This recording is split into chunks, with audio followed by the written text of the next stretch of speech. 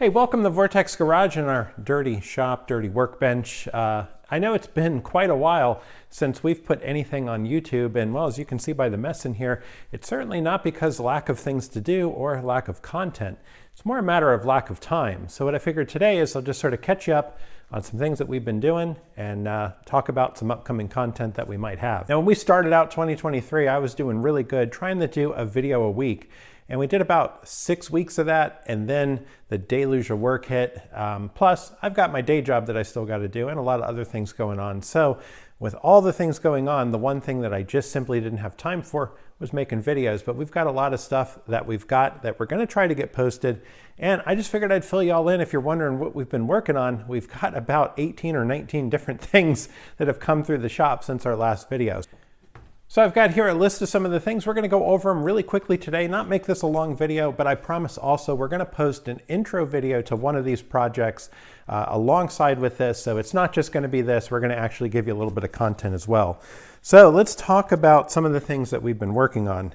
All right, so just as we were starting to get into the nicer weather of the year, we had the Mercedes 560 SEL that we have a couple videos on. Well, that came back just for a simple oil change and inspection. And from what I recall, everything was good with that vehicle. Everything went smoothly. But when we went to pick it up, the owner showed us the TR6, which we've had some videos on, and I have some content that I haven't gotten posted yet. But he basically said, hey, there's an oil drip underneath. And if you remember from our inspection videos, we kind of felt there was maybe a leak in the rear main seal. And we said, let's see if it gets worse. Enjoy the car last year, and well over the winter it got worse. So we elected to do that. Now, as we were doing that, we pulled everything apart and basically found the entire clutch mechanism on the thing was a mess. The taper pin was broken. It's a whole thing. Expect a video on that. We didn't do video of replacing the clutch and all the clutch mechanisms that we did, but I have a lot of pictures and short videos that we're going to stitch together and basically give you some tips and details of what we found when we pulled that car apart. It turned in to be quite a big job. All right, so after we got that car done and back, around that same time, a friend of mine found a 1974 Chevy Vega tucked away in a local garage. That car had been parked since about 1984, so it was coming up on about 40 years of being parked. And well, he pulled it out of the garage. We brought it over here. We got it running within about an hour to two. Go ahead, give it a try.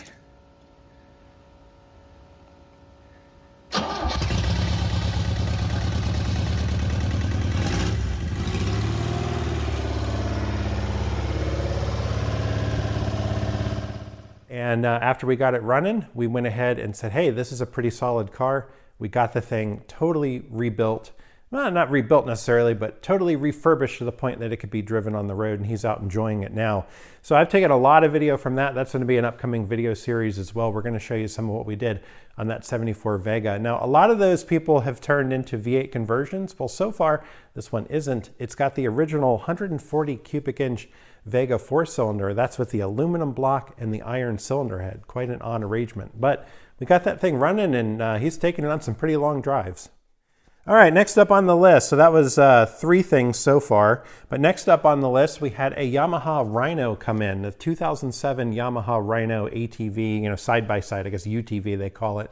And it wouldn't run without the choke being fully pulled out. And actually, it's not really a choke on this. It's actually a fuel enrichment valve on the carburetor.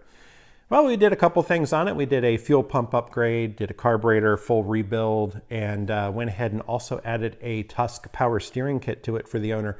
That thing came out great. Owner really likes it. The thing was fun to drive around. I got a couple short form videos on that. We'll probably get posted, but we didn't do video on that. Just again, time is such a constraint. Sometimes it's hard to pull the cameras out and do video, but we got a ton of these. We'll note we'll have content. About as things started to get warm in the season, we had a 2004 Marauder come in, and that needed some air conditioning work. Turned out to be a little leak in the evaporator core, but also a major leak where they commonly get them in the receiver dryer that sits up on the frame. So we'll show you some pictures of when we did a leak test, and then we basically pulled everything apart in the shop. Again, working nights after work, getting all that pulled out. And while we had the car, that had a prior tune on it that had been removed, and I still had the tune chip. So I went ahead and put the tune chip back in it. And just they drive so much better with the tune chip. It's a tune from Lideo at Alternative Auto. And we went ahead and replaced the aging JLT intake with a new K&N filter kit on that. I think those are just a nicer setup for the Marauders, but went ahead and installed that. Cleaned up the engine bay while we were at it because it was looking a little down. It had some of the Ford GT coil covers on it that unfortunately the clear coat was peeling. I cleaned them up a little bit, just some quick stuff we could do with some rattle can on an evening and just get it back to the owner. Really, they needed the car and they needed it back with working AC for the summer, and that's what we got. Not too long after that, or about the same time, we had a 2005 Honda Civic Si come in. If you're wondering exactly what that is, you may remember it is the hatchback version. I believe all of them were made in the UK, at least the ones that were imported here in the States, at least for that year. Okay, I confess I'm not really an expert at it. I just know when I worked on it, it said built in the UK on the door jamb. And I remember the old 2005 Civic Si videos from Top Gear back in the day. Well, that came in, it had a faulty wheel bearing, so we did front wheel bearings on it, which are the press-in kind. But we got them done with all the tools that we had here. It was not a huge deal. And we went ahead and did the lower control arms because it needed some ball joints, and I think we did the bushings in it, and it was just easier to replace the lower control arms. But we did press in a nice set of Moog lower ball joints into those.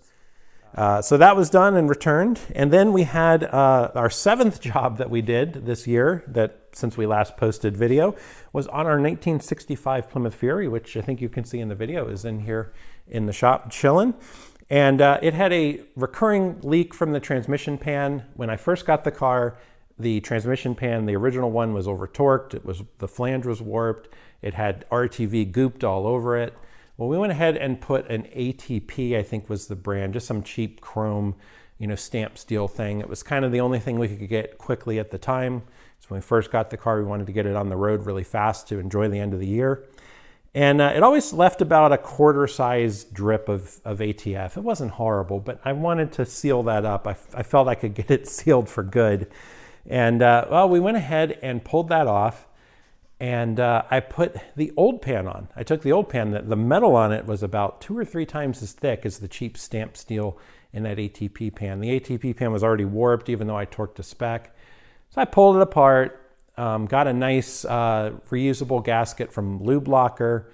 I did my best to hammer and dolly the original one as straight as possible. Use a straight edge on it with a light to see if you can seal up the light coming through. That helps you know that you got a nice flat surface. Reinstalled it. Seemed like it was good. We took it for a long drive, didn't see anything bad, but about another drive, all of a sudden it developed a pretty major leak. It was now leaking multiple quarters, not just one. It was leaking a fair amount. So back to the drawing board on that one. It took a few months, honestly, because of other things going on, but skip ahead to the 8th job that we did the transmission pan again on the Fury, but this time I learned my lesson. I got a nice cast pan, and I got a thicker gasket, a reusable gasket from Summit.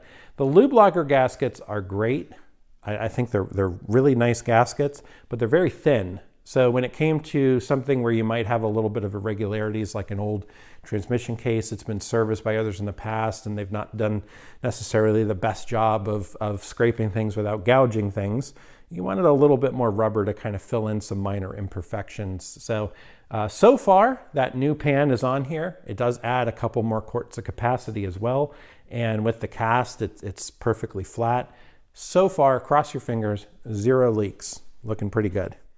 So here's one that we got very early in the year, but then it sat, and we're actually just starting work on it now. I've started doing some filming, and it's behind us. We'll show you some quick pictures and videos over the chat here.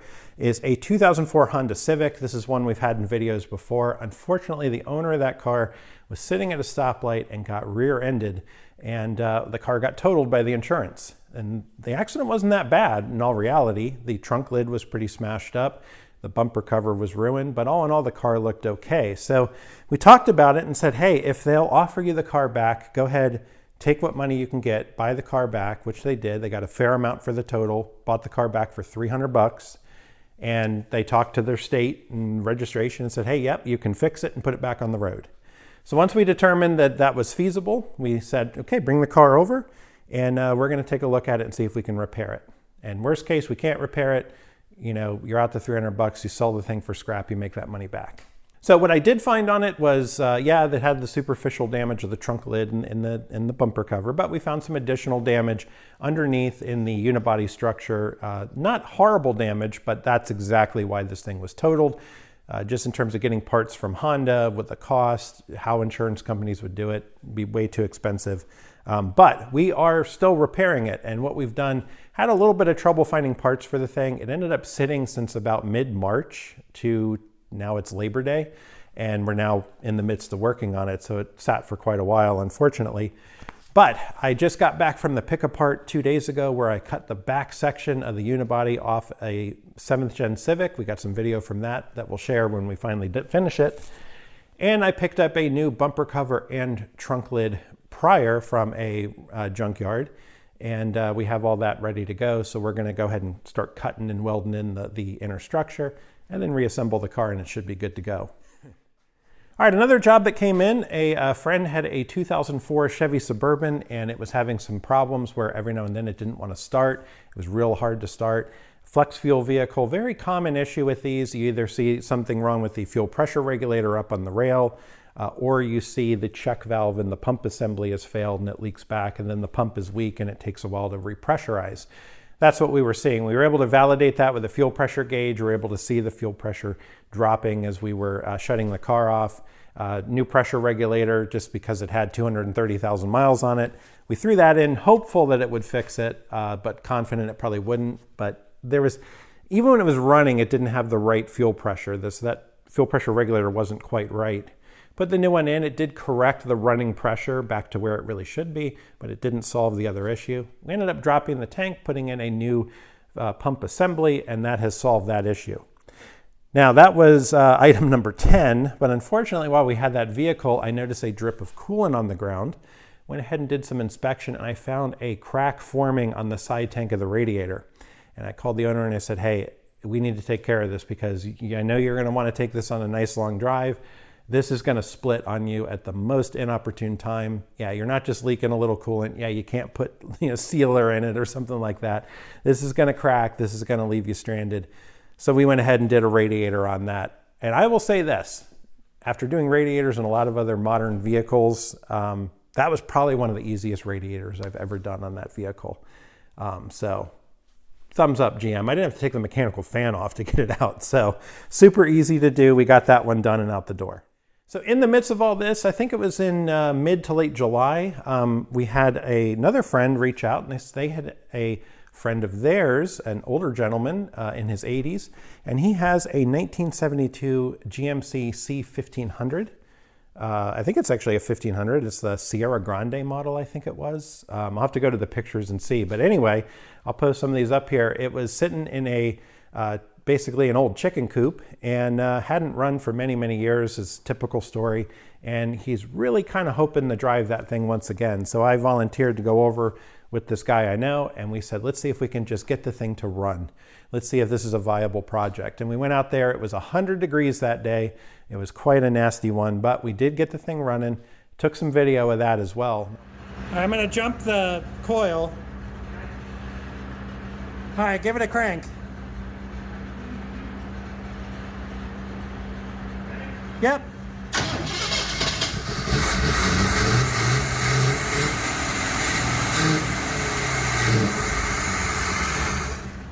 I'm hoping as the year progresses, we'll go back there maybe in the October timeframe, maybe bring some parts and see if we can get the thing moving and driving, see if we can get it on the road for the guy to drive once more. Okay, so another one in July, which I can't believe it's been like almost 2 months for this. I was out driving my 2003 Marauder, the Trilogy Supercharged one that you've seen some videos on. And we was going back with my friend who has the Vega. We drove up to a car show. We were coming back, dropped his car off, and we were going for a ride in the Marauder. I looked down and the thing is just right there. The temp gauge is shooting up. The thing overheated like crazy. So I immediately pulled off as soon as I saw that. And we pulled over, let the thing cool, basically started it. Luckily it would start no problem. Didn't see any coolant moving in the bottle. I thought, gee, the water pump dead? Did I just have an air pocket? What happened? But the pressure cap had popped the threads and sprayed coolant everywhere in the engine. So definitely we had an air bubble. And I didn't want to risk it with that car with the aluminum engine, especially with the supercharger on it. And of course, the fact that I had just gotten on it before it overheated. And so we ended up having it towed back here to the shop, and I took a quick look at it. I did refill the coolant, and everything seems fine. I've let the car sit. It's completely cooled off. Weeks later, things starts perfectly. I don't think that we popped a head gasket, which is my big fear, but we do have a couple things ready and lined up. We got our block tester stuff, and I also have sitting on the bench here, if you were wondering why there's a cheap little pot here and a little hot plate, it's something I keep in the shop for testing thermostats.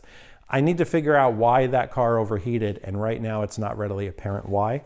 And part of that is why it hasn't been fixed yet, because I want to just use this opportunity to go through the entire cooling system. If we need to replace belts, water pumps, things like that, we're going to get all the Motorcraft or Ford original parts we can get. But I don't want to just throw parts at it. I want to know why it overheated. And it's really strange because the cap, like I said, it popped the threads. But I found a picture from April where we took the car on a really long drive and it performed wonderfully. The whole rest of the year it performed great. But in that picture, it almost looks like maybe I had checked the coolant and maybe I had done it. Maybe I had taken the cap off, put it back on, and like cross-threaded it or not threaded it right. It's hard to tell in the picture. You know how it is when you start to question something you did 3 months ago and you just don't know? So is that why? Did it have to be a 100-degree ambient day for this to finally, get enough pressure to pop like that? Did I just get unlucky? Or do we have a fault somewhere else in the system? So I have to know for sure before I fix it. That's what all this stuff is, and that's why I haven't totally fixed it yet. The thing's here. We're going to get it in the shop. We're going to do a full review on it. That's a perfect video we're going to have for you when we do it. All right, so my buddy who has the Vega, he had a 1992 Mustang not GT, an LX 5.0 convertible. And you know me, I love Fox bodies. And well, he was looking to sell the thing when he bought the Vega. And since I was going to do a bunch of work on the Vega, it was a great opportunity to work out a really killer deal in exchange for a good deal on the Mustang, some labor on the Vega. I was able to go ahead and pick that up. That's a really great example of what you'll see in the Fox body market these days, and I haven't had time to do much work on it, but we do have, that's a video today. We're going to show you a little bit of an intro for that, kind of how it is, and then we're going to bring you along for the ride as we refurbish it, things that you're going to find common on Fox bodies. So say you want to buy a Fox body, or you do buy one, what are the common issues you need to do to get them to run right? Things that you can do to improve the appearance, improve the performance, basic things. So that's what we have for you on that one. So that's a convertible, by the way, if I didn't already say that, with an automatic. So it's nothing terribly special, but it is a really nice Fox body, and it should be a really nice cruiser when it's done. So we're going to go ahead and get that one fixed up and running. We'll see what we do with it when it's all done, but for the time being, it's waiting in the queue. So number 15, and this was probably wishful thinking because it's another project that I thought I would do in the spring, and it hasn't even been started yet. The C5 Corvette that you've seen in some prior videos, that one is going to get a new clutch, and that's a pretty big job on a Corvette. And I wanted to go ahead and put a real nice one in. So we ended up getting a monster dual disc clutch setup. That's sitting in the box, and I've got all new clutch hydraulics for it.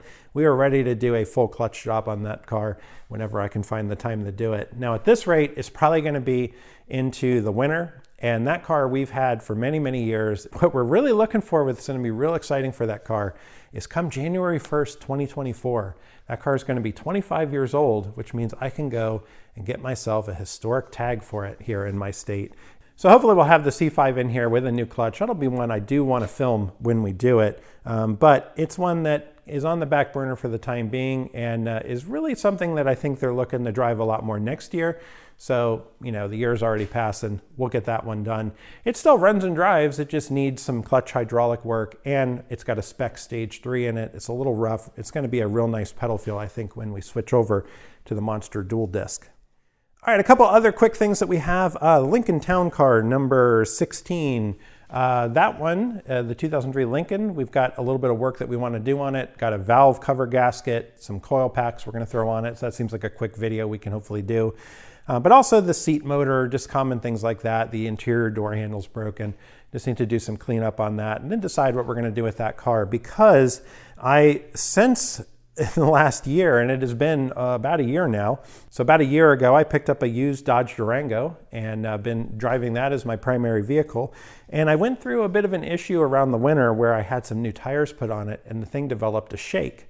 And it wasn't a huge bad shake, but it was definitely like 65 and above. You'd feel a shake in the steering wheel and the seat.